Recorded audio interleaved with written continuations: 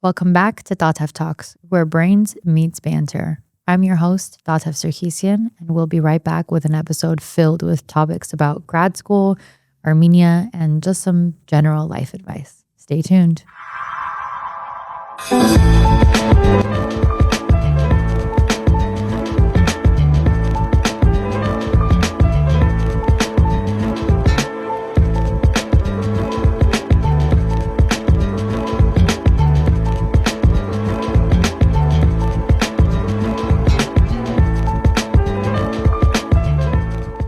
Hi, everyone. Welcome back to episode 4 of Tatev Talks. Today, we're doing a solo episode. As you'll notice, there's just a little bit of a different vibe if you're watching the video.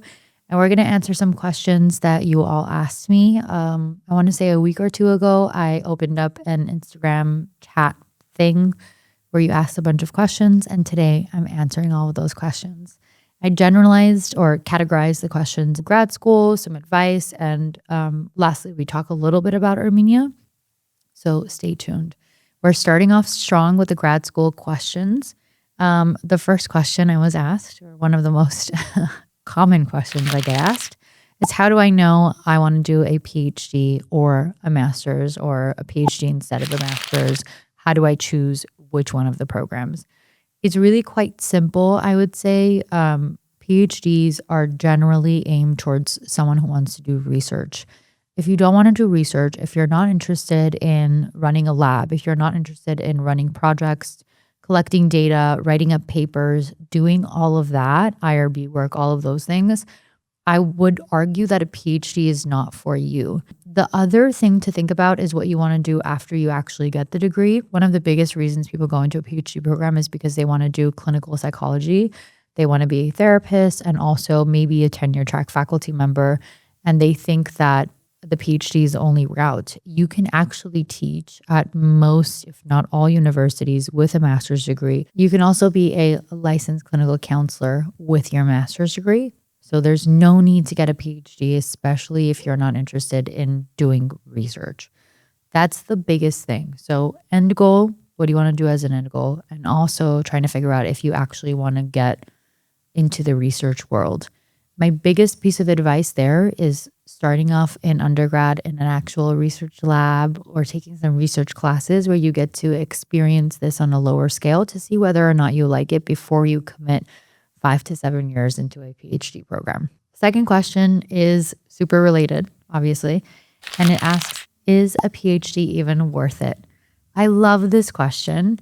I think oftentimes people really want to do a PhD program to be called doctor, which, don't get me wrong, has a lot of appeal to it. We all love that. However, it does take 5 to 7 years of your life, and you really have to be committed to actually wanting to do something with your PhD after, for the torture that you go through in your PhD program for it to be worth it.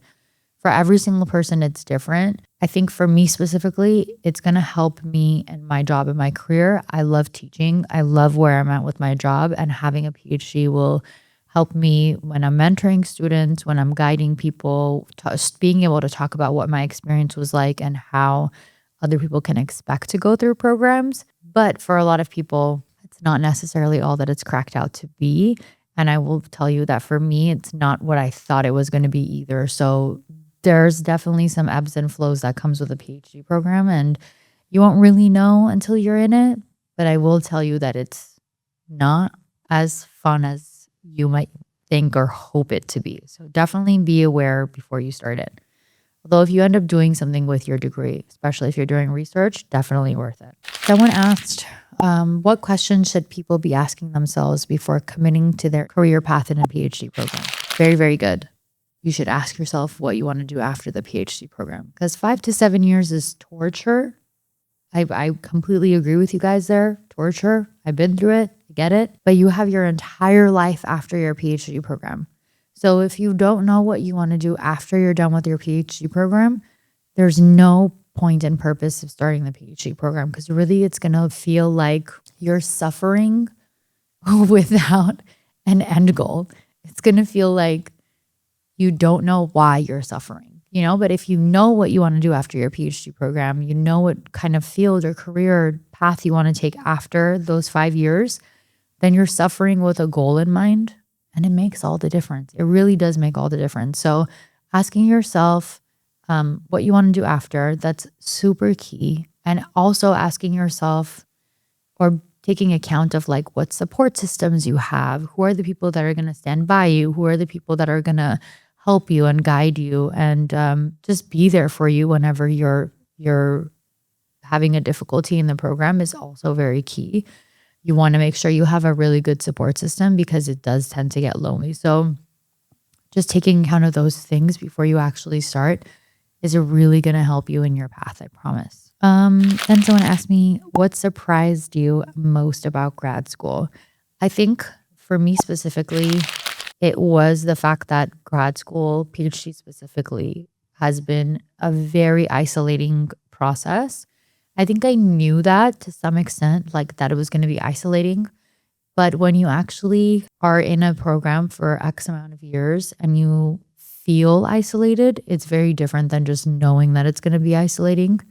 When you know something is going to be isolating, you feel like you can prevent yourself from being the person that's isolated.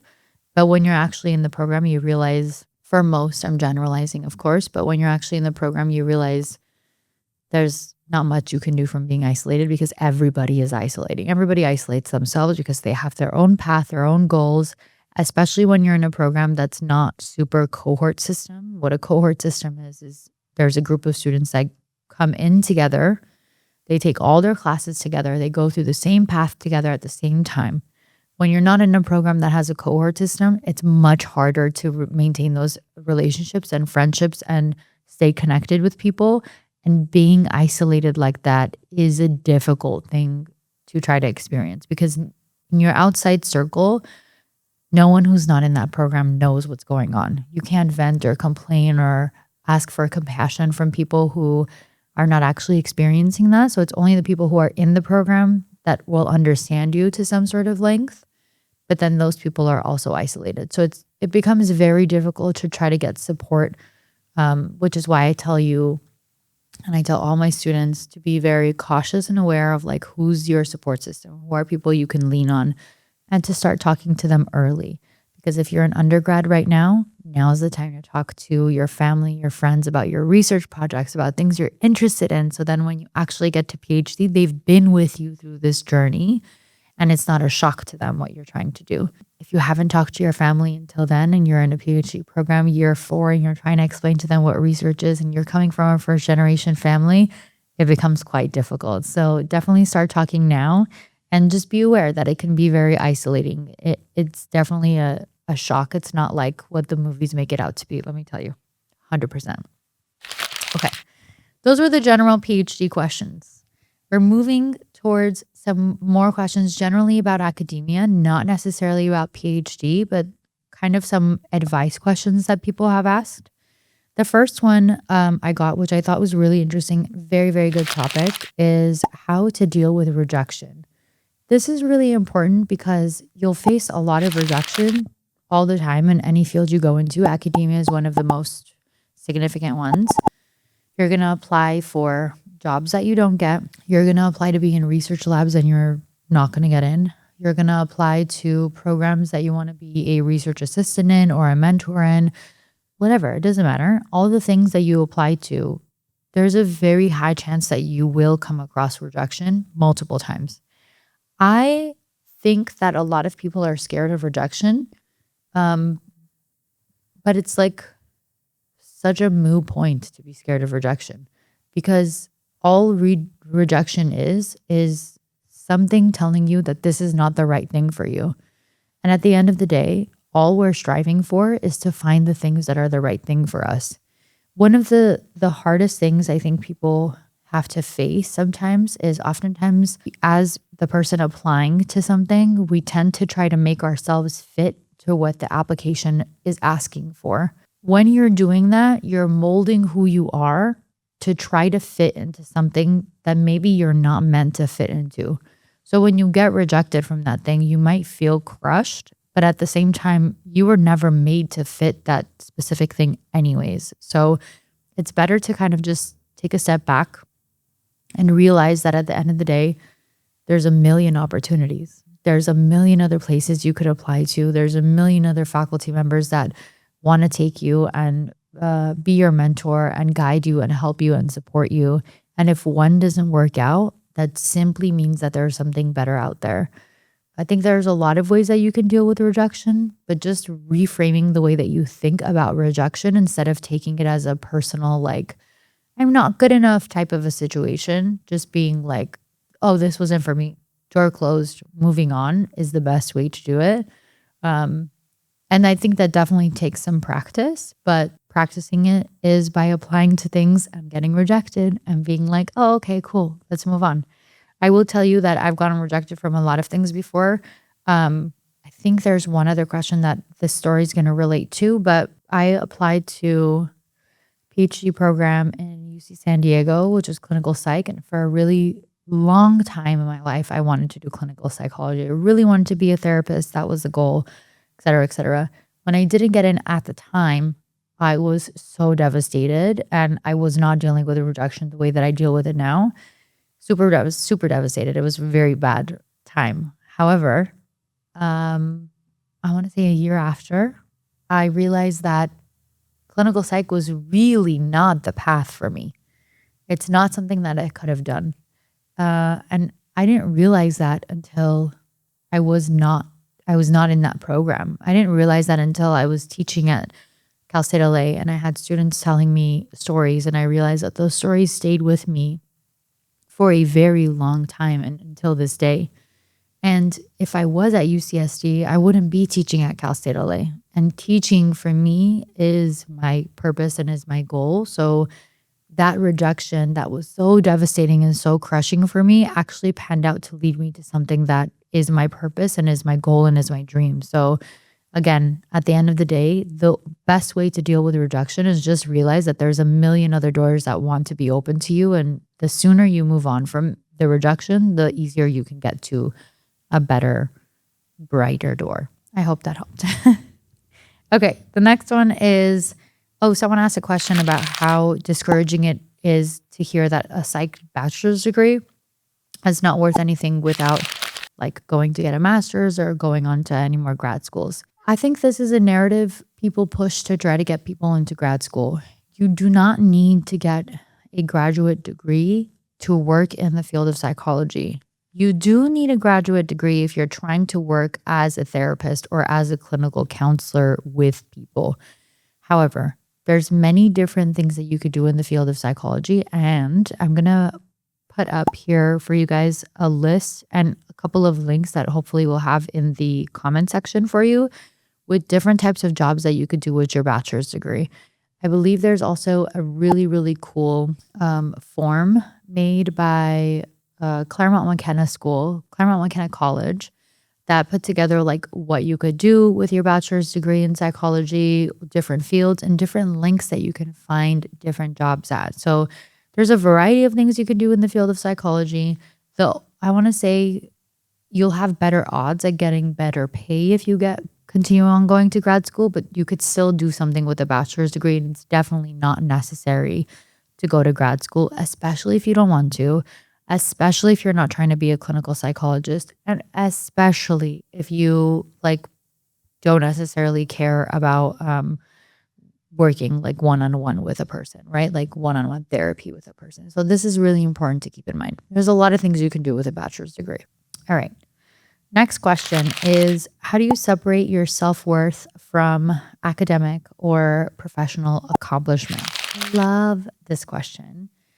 So one thing I learned actually a while back, and it's something I'm still learning and still practicing, is I think about the way that I want to be, the characteristics that I think make who I am, that I think make me a good person. And every time I come into some sort of interaction with someone or some sort of academic dilemma or some sort of professional accomplishment or anything, I think about what the steps I took to get to that place, and I evaluate the actions that I took rather than the actual accomplishment. So I'll give you a very simple example, or I'll try to give you a very simple example. But whenever I do a specific thing, whenever I'm going to come across like a specific task, I think about what I can do to get that task. Let's say we're talking about studying, right? Let's say we're talking about getting an A on a test. If I'm trying to get an A on a test or do well on writing a paper, I think about how I can do good on writing that paper. I can spend a couple hours writing it and then read it out loud. So read papers out loud here. Read my paper out loud, revise it. Maybe I'll give it to a faculty member, take their input, revise it again, et cetera, et cetera, et cetera. So there's like 4 or 5 steps that I'll take. My end goal might not be amazing, but I know that I did my best and I showed up for me because I did the things that I tell other people to do. I did the reading out loud. I did the revising. I wrote it. I spent time on it. I put effort into it. And at the end of the day, whether I get an A on that paper or that test or I get a B, I know that the steps that I took to get that is the best that I could have done. So showing up in the way that's best for me in any setting, for any goal, doing the things that present characteristics that I want to be, whether that's showing love and kindness, whether that's showing gratitude, whether that's being a safe person for other people, whether that's being compassionate, whatever those characteristics are. If I move and my actions are embodying those characteristics, then I immediately have separated my self-worth from the actual accomplishment. And I think about what my actions are rather than what the end goal is. Oftentimes we focus on the end goal. We think about getting the A, we think about getting the degree, and we think you can do anything, just get the degree. But I simply don't agree with that. It's not right to do anything, especially when that anything compromises your integrity. So being very aware of like the steps that you're taking and what that presents you to be as. That's simply how it's done. It's easier said than done. I will tell you that, but it takes a lot of practice. Okay. The next question is, do you have any psychological tools that help you cope with like a rejection spiral? So getting a rejection and then spiraling from the rejection, what's something that you do that helps you cope with that? Great question. Mindfulness, breath work, yoga, taking a walk, doing any activity with my hands. So if you like drawing, or like painting, anything of that nature, you could do pottery. Anything you do with your hands is really a great way to take your mind off of a spiral, off of an anxiety attack, off of a panic attack, and just get it to focus on what's at hand, right? Focusing on the colors that you're drawing and things of that nature. Breath work is amazing. Being able to, if you're religious, even if you're not religious, but praying is amazing. So anything that you can do that just takes you away from the venting and anger moment, take a step back, ground yourself and be like, hold on, I'm here. It's now, like we can move on from this. Those are really, really great tools. So mindfulness, breath work, yoga, meditation, prayer, and doing something with your hands, art, anything of that nature. Really, really helpful. So moving on to a little bit of a different segment, but I got this question that was just so good that I couldn't not include in here. And the question literally reads, how to be this cool and a baddie in ed? Love this question. Thank you so much for this question. I think, I don't even know how to answer this, but I'm literally just going to say, I just be me. Oftentimes I'll get questions from my family or people like friends or anything like that. And they'll always ask me, what kind of a teacher are you? What kind of a teacher are you? How do you show up in your classrooms? Are you a strict teacher? Are you this? Are you that? Whatever. And I always love that question because I don't really think I present in any other type of way. I just show up as me. I just show up as me in the classroom, and I don't really shift or try to change who I am when I'm teaching, right? Which is what I also bring whenever I'm a student doing my research, which is also what I bring whenever I'm at conferences. I think that that's really key in being special and being unique, is just trying to be you, because you are special and unique. You are important. You matter. You don't need to try to be like anybody else to be important and to create and to stand out. You just need to be like you. And sometimes it's hard to figure out who we are, and it's hard to try to navigate around what it looks like to be you in an academic setting.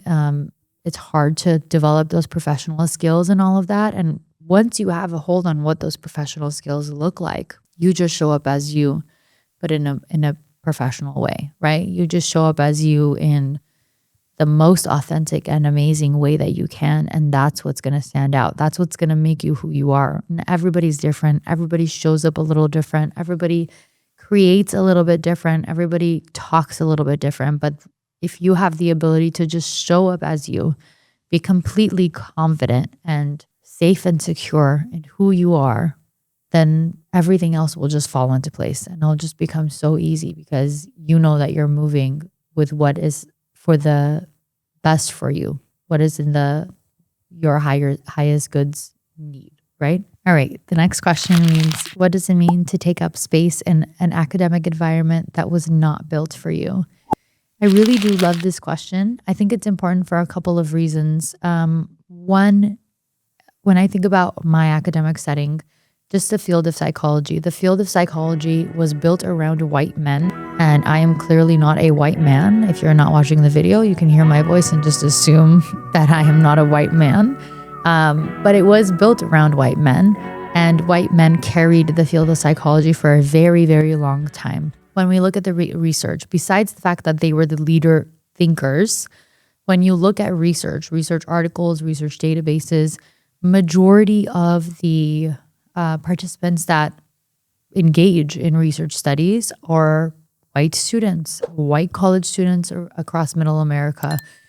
95% of research is done in America and within white populations. So it does not cover a lot of ethnic minorities. It does not cover even a lot of women, right? What we know about the study and the field of psychology, the theories that we have are all based on this population. So for someone like me to be able to take space in these fields, in these academic settings, is so significant. To highlight this issue, not only to highlight it, but to show other people coming up, other young first-generation Armenian female students coming up, that this is a possibility for them, that this is a field that can accept them and they can act as a change in this field, is very significant for me. And I'm just so grateful to be able to be someone who's, I guess, a change maker in this field, right? Be someone who can be a leader in even just showing people that there is a way, that there is a path for them. One of the classes I teach is called Ethnic Minority Mental Health, which is an amazing class, but highlights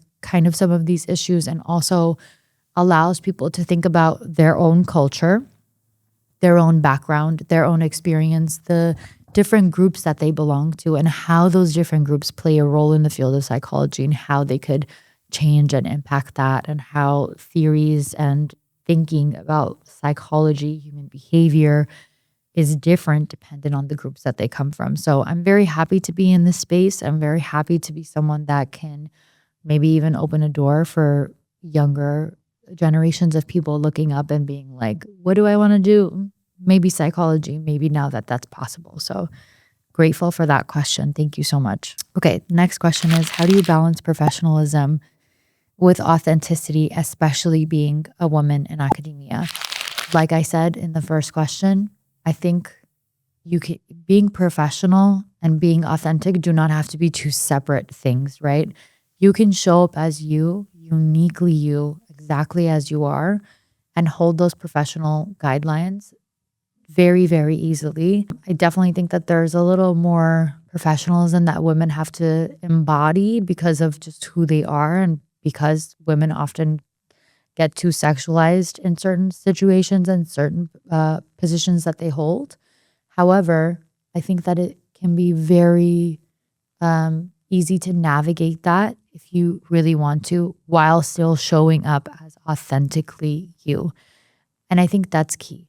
Showing up as authentically who you are is key in any setting that you go into, not just academia. You just need to be you, because that will attract also the right community around you, and that will attract the right job for you, that'll attract the right career for you, that'll attract the right place for you that you need to be. So showing up as authentically you is one of the most important things that I could say, or one of the most important pieces of advice that I could give you. All right, moving on to the advice section.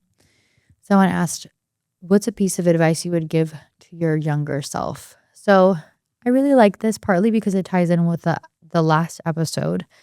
Albert Babayan was on episode 3. And at the end of the episode, I asked him if he had any other advice he would give to the listeners. And he said, yes, love yourself. And when he said that, it struck a chord with me because I think it's not something we hear really often, or maybe it just hadn't sunk in for me.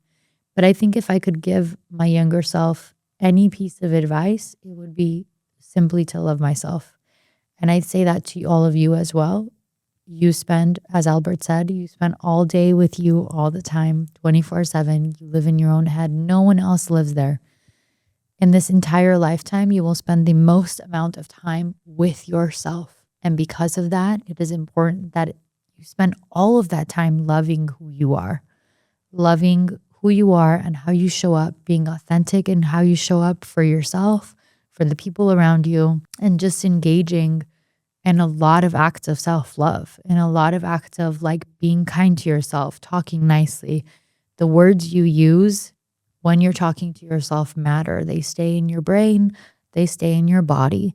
And so it's very important to love yourself. And I think when Albert said it, it really, really struck a chord for me. And it's just something I've been actively practicing ever since I heard it. So I definitely would tell my younger self to love myself. And I tell all of you that. I will tell you that all the time. Another question says, advice people hear all the time, but is actually no help. I actually had to think about this question because I think there are some cliche, quote unquote, let me do the air quotes, cliche pieces of advice that are actually pretty good, like time heals all wounds. It basically does. You just need to give it time, right? There was a couple other ones that I was talking to my sister about, and I was like, these are all pretty true. However, there was a few that I got to that I just think they are no help and that they are not super true. C's get degrees. I know C's actually get degrees. I get that. But the concept or the narrative that statement is trying to push, I don't love. And then just get the degree. You'll figure it out later. Terrible piece of advice. That's terrible. You're in the program right now. You should figure it out now before you're done and out and you turn around and you say, well, I learned nothing in the program. Well, you learned nothing because you were focused on just getting the degree. It's a terrible piece of advice. And any other piece of advice that lands in that frame of like, just do it and be done with it. Like, think about it later. Just as long as you're done with it now, like rush through it type of advice.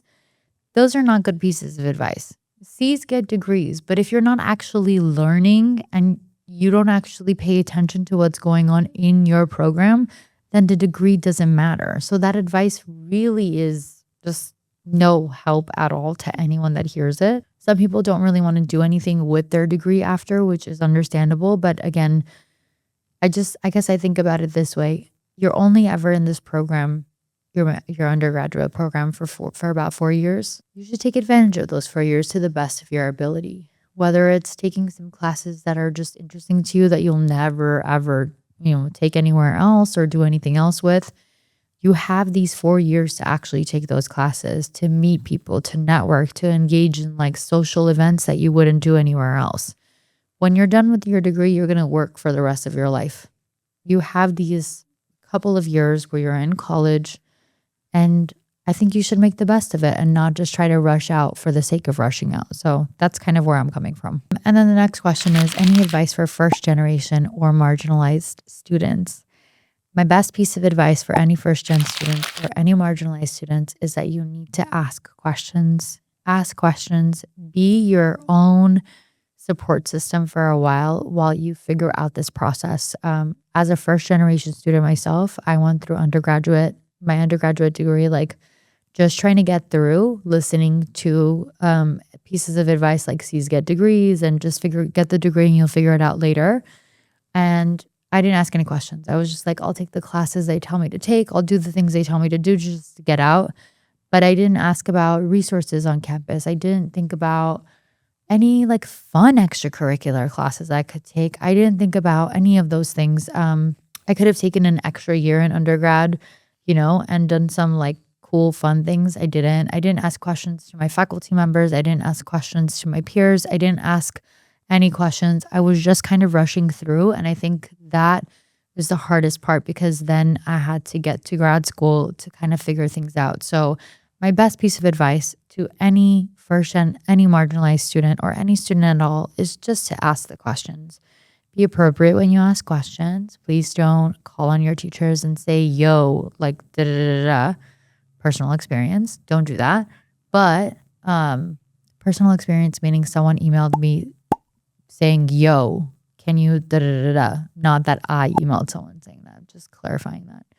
But ask the questions. Ask the questions you want answers to. Talk to people, engage with people, just vibe and enjoy. And to really enjoy, really put yourself out there. You really have to engage in different things while you're on campus and while you have this time. So do your best to join clubs and ask the people in your clubs different types of questions, and just enjoy to the best of your abilities. Okay. Those are all the grad school-y, academic-y questions. I have a little tiny section about Armenia and the cultural connection that we have there. So a couple of questions were asked about that, which actually made me really, really excited. The first question was, how easy is it to learn Armenian, and any resources you have for that? It's not easy to learn Armenian. It's a very hard language. It's a very, very hard language. Lots of rules, lots of hidden letters and things. It's a very difficult language. However, there are a couple of websites that I found that will help you with that. I believe one or two of them, if not all three of them, are online tutors. If you can get an in-person tutor, that would be the best way to learn Armenian if you're not Armenian. We also have Armenian Saturday School in LA. I don't know if they have it anywhere else. We have Armenian Saturday School in LA. I don't know the enrollment process, but I went to Armenian Saturday School from when I was a kid. I think I started at 4 or 5, and I went for 10 years. So every single Saturday I was at Saturday School learning Armenian. And to this day, I can't say I'm fluent. I know how to read and write, but it takes me quite a while because it's a very hard language. But if you're starting at an older age, there's multiple different resources like online tutors and things of that nature that you can access to try to learn Armenian. I think it's a beautiful language, but it's definitely a difficult one. So take it at your own risk. The next question was, what's the general weather in Armenia? I will tell you that Armenia has all 4 seasons. So when it's cold, I was just there in the winter. It was snowing. I was frozen. It was extremely cold in the winter. And in the summers, it's extremely hot. So Armenia has all 4 seasons. It's actually quite beautiful to see. And the weather is not similar to LA at all. We're always sunny. So definitely worth visiting in the summer, especially if it's your first time. Worth visiting in the summer, but please be aware it does get pretty hot. So, most places have AC, but be warned, it's very much shorts and tank top season in Armenia in the summer. Another question was, what's your connection to Armenia and how has it influenced your identity and your worldview?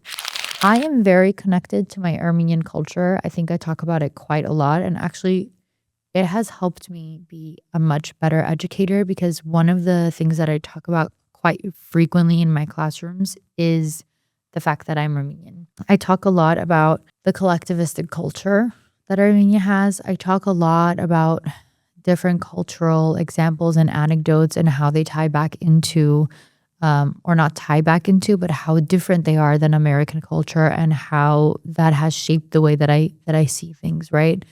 I talk a lot about expectations that family members might have, or things of that nature that are different. They're different from American culture, but they are related to different minoritized groups, different cultural and ethnic groups that we have.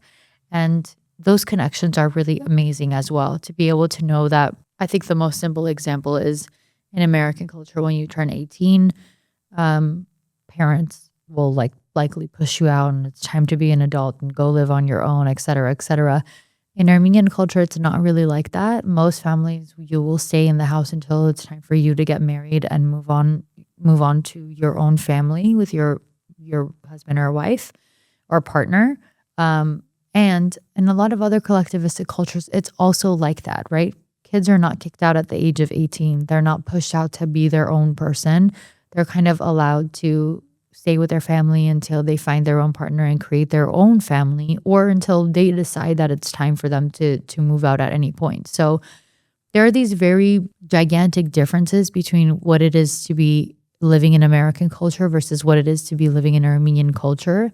And I think having that background and having such a strong connection for me to Armenia has allowed me to be more compassionate. It's allowed me to understand people better. It's allowed me to hear people more when they're talking about something, and just understand where people are coming from and have a better perspective on a variety of different cultures, because I understand how different mine is from everybody else's. I also think that I'm very connected to being Armenian, and that has just really given me a different perspective. And I don't even know how to put that in words, but just really given me a different perspective on how I live my life, and how I accept and listen to and engage with other people. The last question about Armenia is, what do people usually misunderstand about Armenians? This is a really good question. I think Armenians do this a lot too. It's like a misunderstanding we have of our own culture, but it's often that we talk only or a lot about the trauma and the war and the terrible, like, negative things that have happened in our culture. Armenia, for a long time, even through my eyes, was known as like, we're always in this drama. We're always in a wartimey situation. There's always some sort of terrible, traumatic event that's happening. A lot of people know us for the genocide, the Armenian genocide in 1915. And it's kind of this like leading story from a lot of Armenians and also from the general public. However, Armenia has so much culture. We have so much tradition, so much values, such good food and people, and what a beautiful language. It's difficult, but it's a beautiful language. And the country itself is so incredibly stunning. It has everything you could possibly ever think about: mountains and all the beautiful trees, all of the fruits that we get from Armenia is just so immaculate that we lose all of that when we talk a lot about just the trauma aspect of it. So I think it's the key thing that I want to highlight. Armenia and being Armenian is not just about the traumatic events that we experienced. And I'm happy to say that there's a shift in the narrative. And I see a lot of movies now being made talking and highlighting the culture and the music and the language and all of those things, rather than just the traumatic events from the past. So I'm hoping to have a very much more brighter future for Armenia, where we can grow the country as a whole and just have a lot of other people visit it and see it for what it naturally and beautifully is, rather than talking only about the traumatic events of the country. So I hope you guys go. So one of my biggest dreams.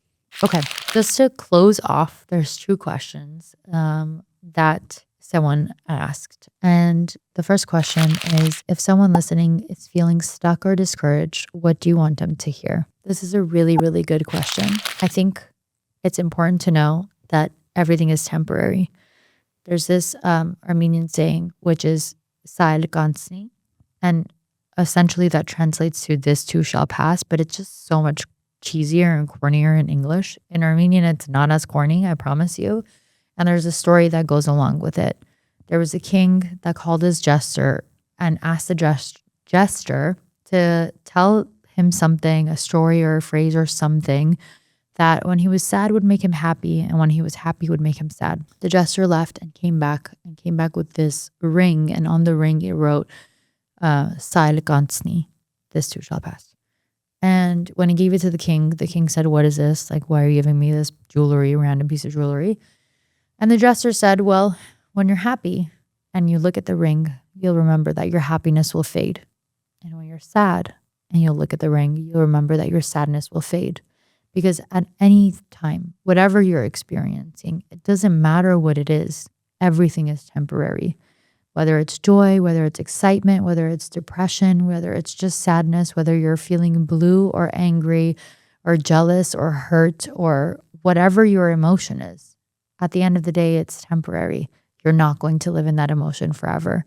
So it's very key to remember that if you're feeling stuck right now, if you're feeling discouraged, if you're unmotivated, if you're sad, all of these things are temporary and they will change. And at the end of the day, it all works out for the best. So I know those things sound super cliche, but they're also true. They're cliche for a reason, right? They're cliche because at the end of the day, it's true.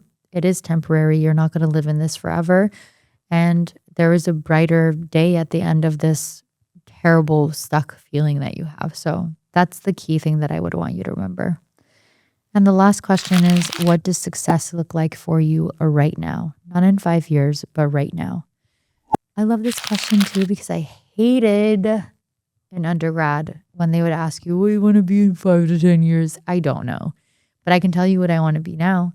And what I want to be now is a very good educator. I want to be a compassionate educator. I want to be kind. I want to be good at anything that I choose to take on, whether it's this podcast or any research or any mentoring that I do.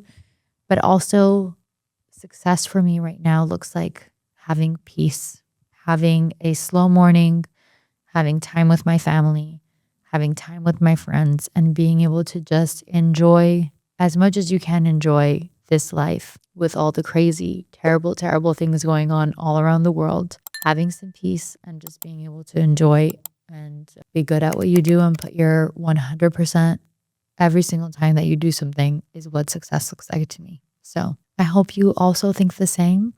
Thank you all for listening. If you like this episode, don't forget to like and subscribe, and we'll see you again next month on Tatev Talks.